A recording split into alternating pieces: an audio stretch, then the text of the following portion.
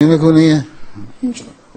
بعد میں پھر جب قرآن شریف اتر گیا نا پورا، جس طرح اترتا رہا، حضرت صلی اللہ علیہ وسلم پھر اللہ تعالیٰ سے گائیڈنس لے کے تو بتاتے رہے کہ کس کس آرڈر میں کون کون سی آیت رکھنی ہے اور کون کون سی صورت لانی ہے. ٹھیک ہے.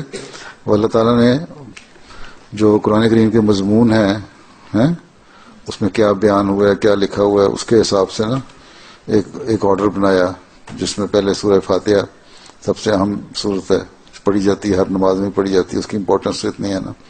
پھر سورہ بقرہ پھر اسی طرح آیتیں جو ہیں، آیتیں بھی بعض آگے پیچھے اتری ہیں، لیکن ان کے آرڈر بھی اللہ تعالیٰ نے وسلم کو بتایا، اس طرح انہوں نے لکھوا دیے.